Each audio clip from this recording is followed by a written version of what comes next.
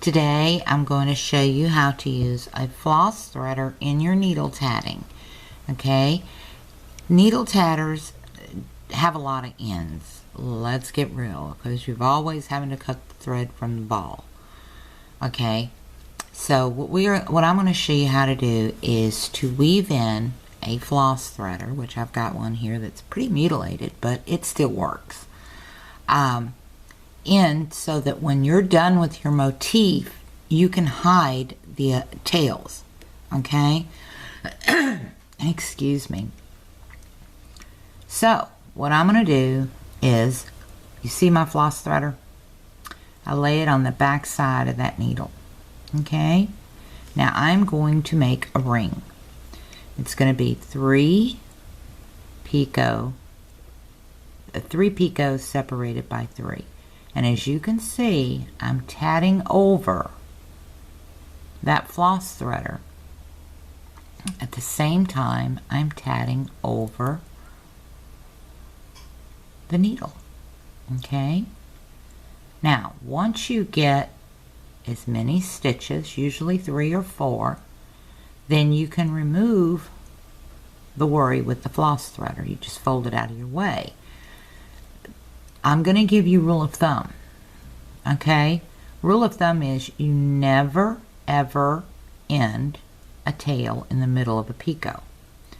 You never ever end a tail in the middle or before or after a stitch.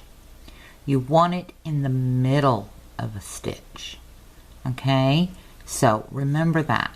So before I can release this floss threader and continue tatting, I have to make sure I'm in the center of a double stitch. So here's our last double stitch that I'm going to put on.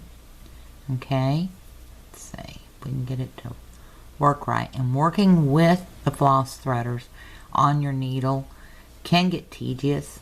Okay, I won't lie to you, because they tend to get, the thread tends to get in between the floss threader and the needle. But we did it. Now what I've done is I've folded that floss threader over the back and I'm holding it in my pinch. Alright, now I'm going to do the other half of that double stitch. Okay, now I'm going to do the last double stitch for this one. I'm going to put in another picot. Let me slide my work down. Give me a work area. Okay. And put in 3 stitches besides that picot, and I'm going to get another picot in here, okay, and 2 more double stitches to finish this ring out. And I'm going to show you. Now we have our stitches in here. We have our 3 picots, which this one I didn't get quite as big as I would have liked, so I'll just stretch it out. I've got 3 picots separated by 3 double stitches.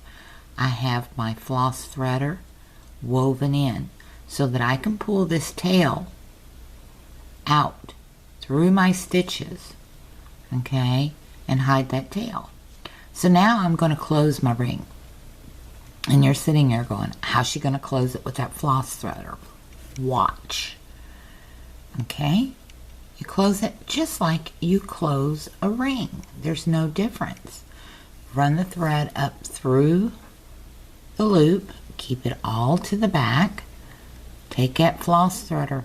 Force it to the back side of your work, because you don't want your end coming out the front. Okay? This is where the floss threader can get tedious. I love that word. I'm just teasing you guys. Alright, now our ring is closed. Okay? And we're going to tie off. Everything stays the same. Nothing changes. Alright? Everything stays the same. Now I've reversed my work. Now I can continue on with a chain, a ring, or whatever is coming next. And I can leave that floss threader sit there. As long as it's not in my way or aggravating me, it's not hurting anything. It can sit there until you're finished. You can put a floss threader in coming this direction and this direction if you'd like to pull your ends through both sides. It's up to you, however you want to do it. But I'm going to cut this off and show you how to pull that end through. Okay? Now, we've got our knot. This is the tail that is closest to the floss threader. We have a knot there, so it's not going to do any damage or anything. Now you want to leave a little gap of thread. Trust me on this, because if you don't, what's going to happen? You're going to have that floss threader right here trying to pull that thread through, and you're going to distort the ring. So give yourself plenty of gap on that thread to the side, okay? So what I do is I hold it. I've got my gap. That's what's coming down. Now watch. I'm pulling, pulling, pulling, pulling. And guess what? My end came through like I wanted. You see that? And all I have to do is snip it. And that's what I'm going to do. Snip it flush. Be careful, don't cut your picots. And there you have it. The back side, the tail is tied in and you don't even notice it. You haven't distorted your work.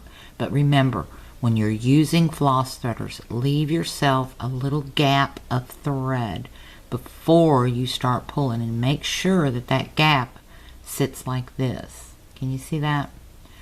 Let me get it back up here. You want that gap to sit like that so that your thread that starts coming through is down here, so that you have a little loop and it doesn't choke up, because if you distort the ring, the purpose of the floss threader is out the window. If you're going to distort the ring, why not just sew the ends in? Okay?